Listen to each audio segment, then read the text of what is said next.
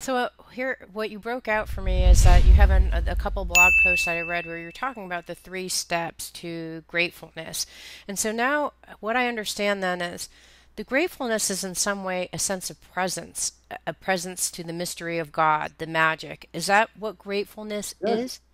we came to it through kind of through the back door. Yes. But yes, we say that the practical method, sort of a very simple method for gratefulness, is simply stop, look, go. Hmm. And that, as you rightly felt, refers to these three great, um, what shall I say, realms of the mystery.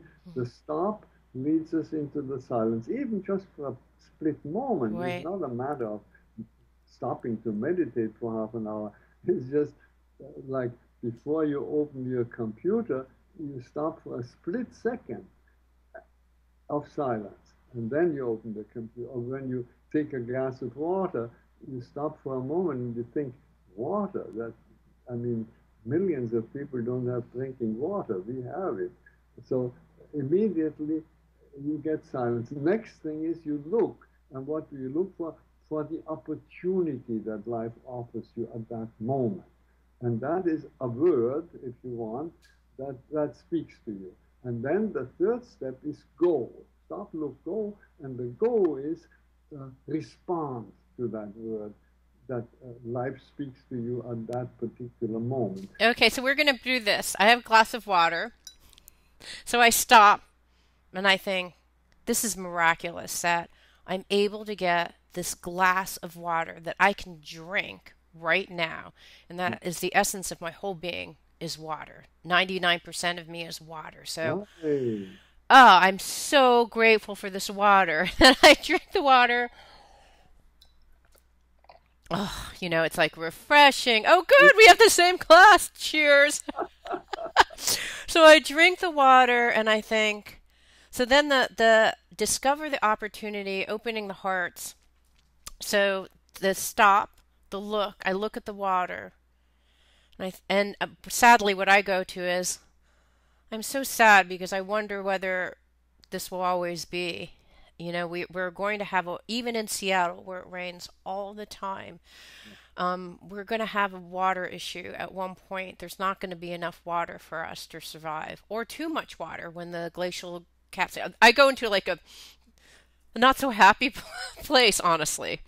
Okay, so I don't know, where do you go when you look? So Yeah, I did the downer look. What's the upper look? the go, that third part of what do you do with this water, and Yeah. that go has may have many aspects.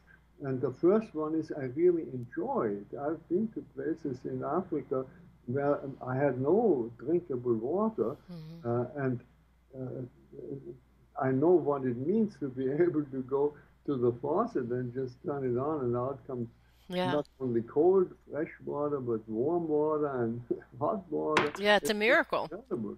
The enjoyment, that is the Hmm. first thing. And we should learn to really enjoy not only the water, but every breath to enjoy it. But then comes another aspect. As I drink this water, I realize uh, how endangered our water supply is, and I commit myself to do something about Hmm. it. And we can do that. We know that one of the main uh, dangers for our water at the present moment is meat production Hmm. or all animal products. Hmm. In order to have 1 pound of meat on your plate, uh, so much water has been used to produce 1 pound of meat Hmm. as the average person uses in a whole year to take showers. So a friend of mine said, Wow, that's huge. I know what to do. He said, I will eat my meat. I just won't take any showers for a year. That's fine. But then you have only one hamburger per year because you have traded in already for all your showers. It took Wow. much water as you take showers in a whole year. Right. So most people don't know that. Right. And therefore, most people don't know that they can make a significant difference by, for instance, just 1 day a week not to eat meat. Right. Then they graduate and it's 2 days. But Yeah. just reduce it. You don't have to immediately become vegan. Right. You can reduce it. So sooner or later, and I tell that to our young people, and they understand it much better than the older ones, but sooner or later we will be vegan. The future is vegan, or it won't be any Yeah. future. There's not a choice. We'll be forced to be vegan. Yeah. You see, it's very important to do things like turn off the water when it's not used. While you're brushing your teeth, you don't need to let the water running. Turn off the light if it isn't needed, and that's a big thing. But all these things together are 1 to 60 in comparison to what it is just to skip meat. I love it. So then let's go back to the third part is love.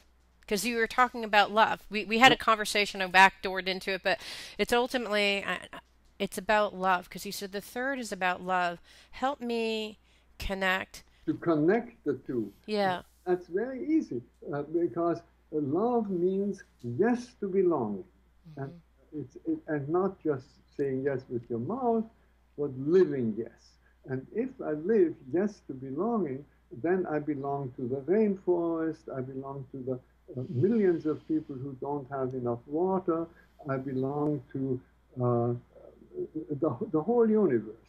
And if I belong in that sense, then I act as one acts towards people with whom one belongs together. So if in the family, for instance, somebody would go hungry, you would immediately say, well, this poor kid, we have to give him something to eat. Well, we are one human family. So in order to feed everybody, you have to have enough water. And to have enough water, you have to reduce your meat supply. Okay, got it. So it's a yes to belonging. Yes, yes to we're all. It's if I were to translate it into the Buddhist ideology, we're all one. We're all connected. And so when I say yes to belonging, I recognize that I'm part of this greater world. It's not just CJ drinking water. Right now while I'm it's like no, there's actually this broader, bigger world around us.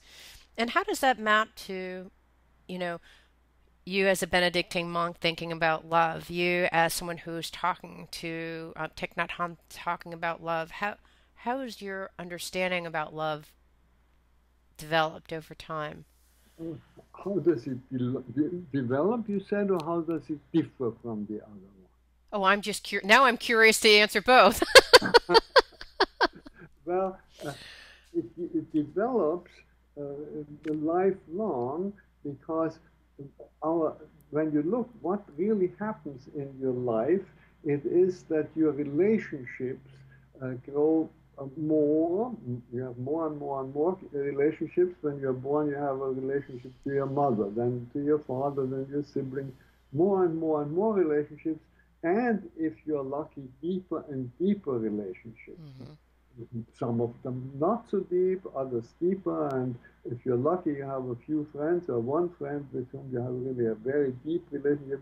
So that is a sense of belonging, and cultivating these relationships is a yes to belonging. And so, how does this love grow in the course of your life?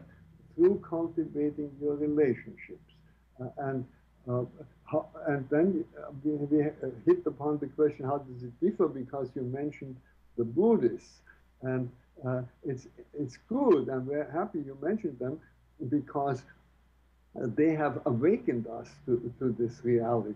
Many people have been awakened to the reality that we are all one, and so through the Dalai Lama and through other Buddhist teachings. But once you're awakened, you look at your own tradition, and if that happens to be a Christian tradition in my case, you see, oh, this in our tradition too. When the Buddhists say we all have Buddha nature in common, it's their way of saying what Christians say when St. Paul says, I live, yet not I, Christ lives in me. And Christ lives in you, and Christ lives in everybody that is around. And so we are all one on that level. Mm-hmm. And, and that is one of the discoveries of interreligious dialogue, that we have very different ways of expressing it, but what we are expressing is a basic human truth. And that human truth is that we are all one. And that is another way of arriving at that love. If we are all one, then let's act how one belongs, how one acts when one belongs. Yeah, I like that one person I interviewed said when you look at someone, you're looking at yourself. If you see that person on the road who's hungry, you're looking at a different version of yourself because if you are one, you're looking at you in a different form. And so what would you want to do at that point?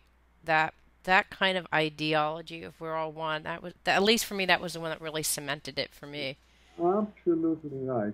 And people can uh, easily experience that, because when a mother looks at the child and the child is hungry, she doesn't think, should I really give something to this child? I from myself or something.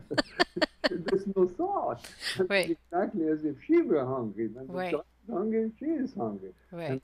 we all belong together like mother and child. And so we look at the other person. If the other person needs something, we provide it. The difficulty is that we, in mostly in the way we live, we don't see the hungry people. We don't see the people who don't have any water. And our media don't very often present us with these images. So we can easily forget them. And Yeah. this is why remembering is such an important element of this Mhm. life. Mhm. You Yeah. this glass of water and you remember that so many people are thirsty, and then while you are enjoying it, and that's very important, you really enjoy it. It doesn't help the others if you don't enjoy it, but at the same time, you commit yourself to do something to help people who. Mhm. Mhm. Now, in the glass of water, that was kind of an easy one in some ways because there's so much of a water crisis, and so there's two things. One is I wonder if that works for everything because there's certain things where I'm not going to go through and have a sad, motivated response to do something. Water is one of those that I definitely do. Does one always land at? I mean, my to-do list is now multiplied by 500. If I'm worried, I'm already a list person. My list is gonna. I'm worried that this is gonna consume me with guilt, shame, and a list that's really really long.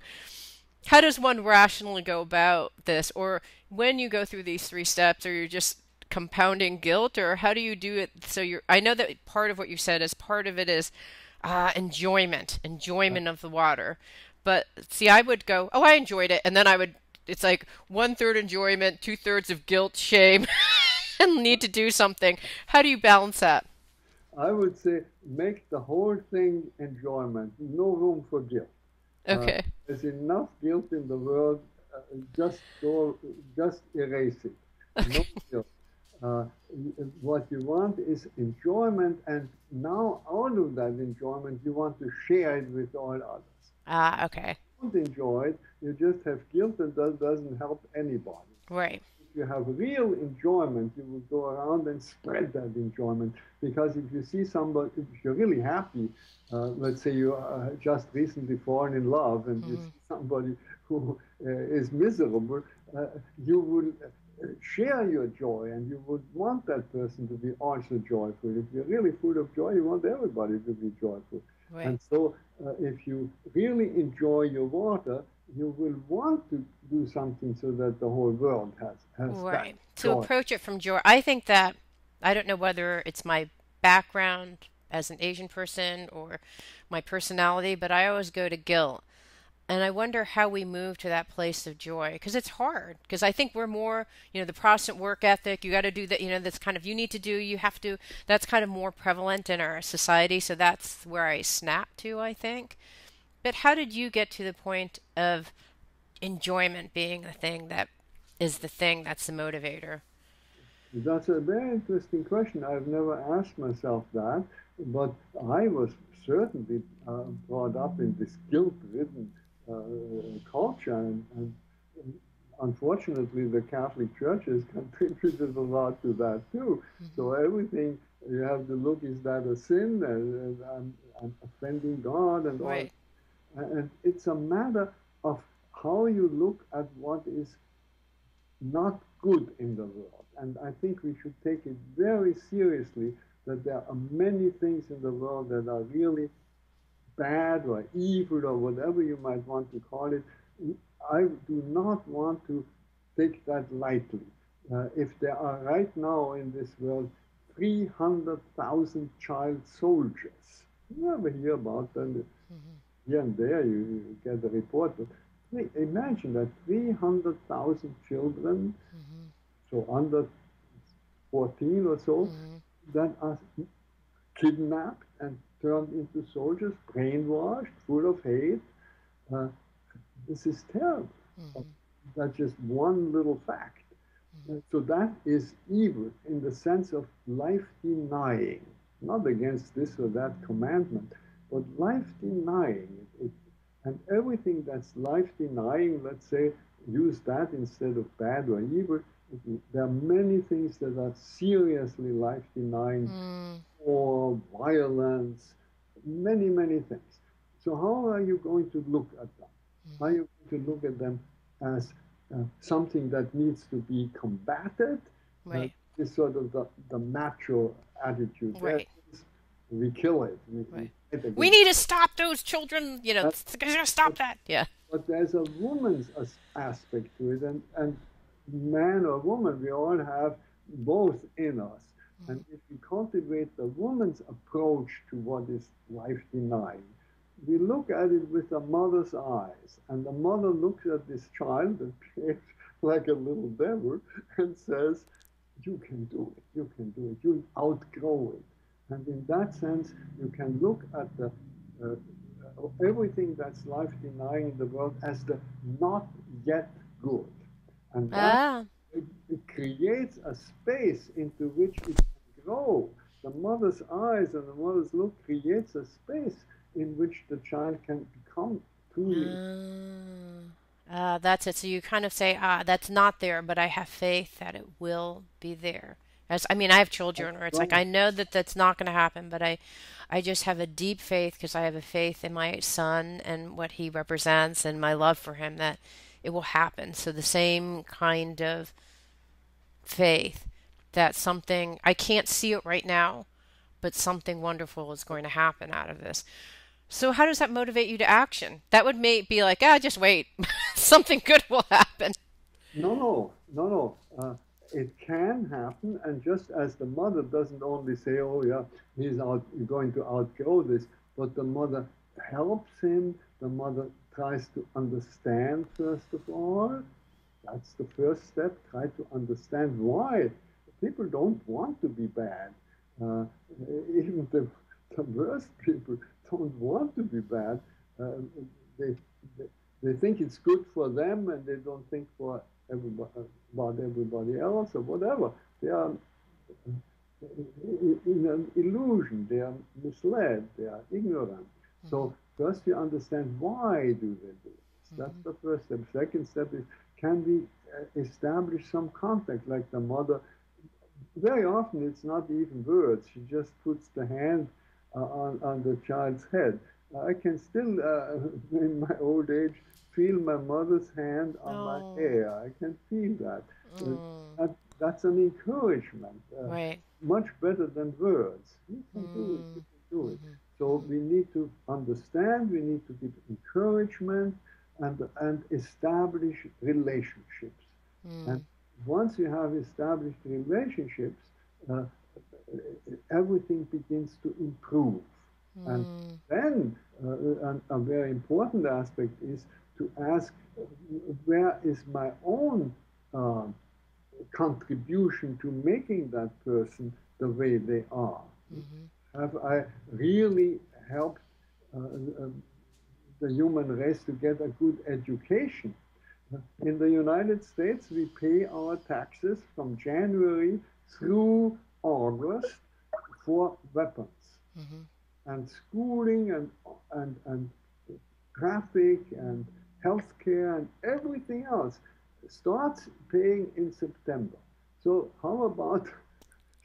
a little earlier. Do we really need weapons? Are they protecting anybody? Or is this maybe our illusion that Mm-hmm.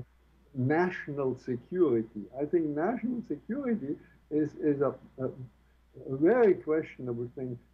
In the world in which we live, national security is insecurity. Only everybody's security we have to have in Mm-hmm. mind. If everybody thinks of their national security and gets more and more weapons, sooner or later they're going to use them. If Right. you think of the whole world as one family and say, let's make people happy, let's use that money that we are using on weapons to give people a better life, a better education, give women an education. There's so many parts of the world where Mm-hmm. women do not have the means to be educated, to be independent human beings. If we use our means that way, it will contribute a great deal more to peace than what we are doing. Mm-hmm. So going back to what you're saying, if it's a yes to belonging, the weapons is antithetical to a yes to belonging, right? Because if we are one, why are we fighting ourselves, and why would we fund fighting ourselves? Yeah, exactly. Yeah. So Let's so. create a different world. This is the wonderful thing about gratefulness, that it, first of all, the best thing about it is that it gives you joy. Mm-hmm. If we all know people who have everything that one would need to be happy, Mm-hmm. and they are not happy, and you ask why not, and when you look carefully, they are not happy because they are not grateful.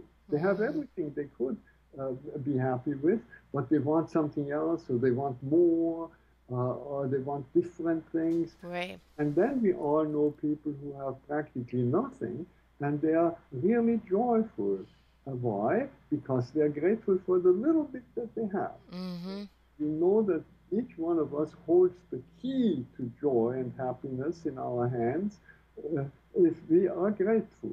And Mm-hmm. say joy rather than happiness, because what we really want is a happiness that doesn't depend on what happens. And that's what I call joy. Mm. If you're happy because something nice happens to us, we can be sure in life sooner or later something that's not so nice happens to us. But if we have joy, that means even in unhappy situations, we look, yes, this is not something for which I would be grateful in itself, but it gives me an opportunity. Right. Most of the time, what we receive gives us the opportunity to enjoy. And we Mm. overlook that because we are so busy with other things. So Mm. the first thing when you practice gratefulness, practice stop, look, go, is that you discover there's so much more to enjoy. Mm-hmm. Then you come across something for which you cannot be grateful: violence, oppression, exploitation, infidelity, lies, all sorts of things. But in the moment in which you are confronted with something for which you cannot be grateful, you can be grateful for the opportunity Right. to learn something by it, to grow by it, or even to protest, to say, no, that's a wonderful opportunity we have.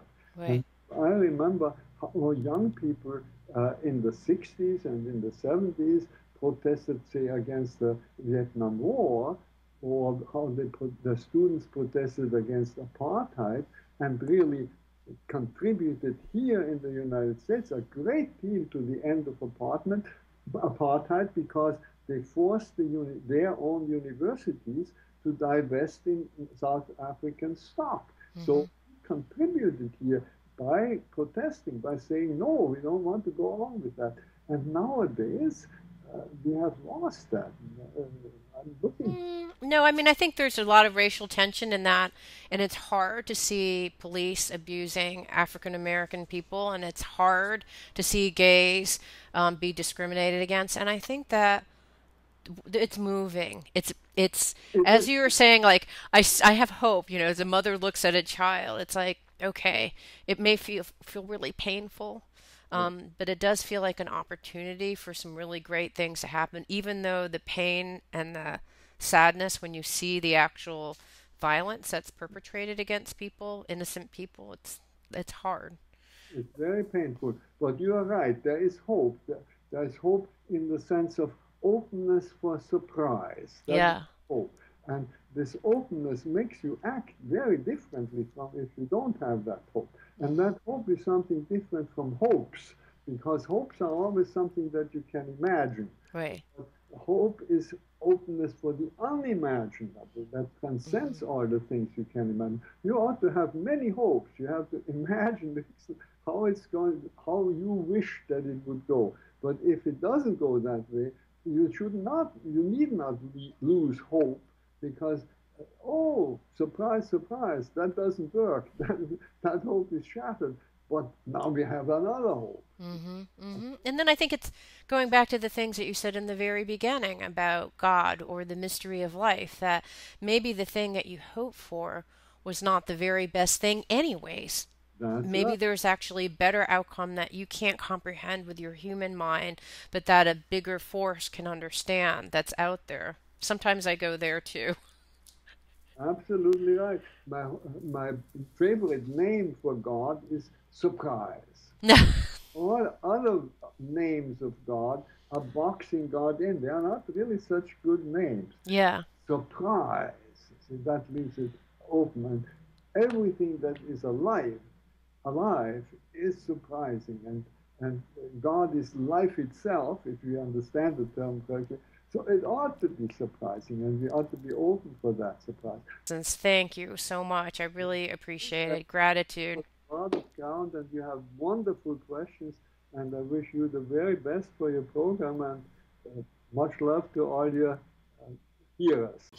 It means so much to me that you're listening to the show, and would love your support in any way by giving me comments below, or to subscribe to the show, or share the show with friends. Thank you again for your support. Love and blessings.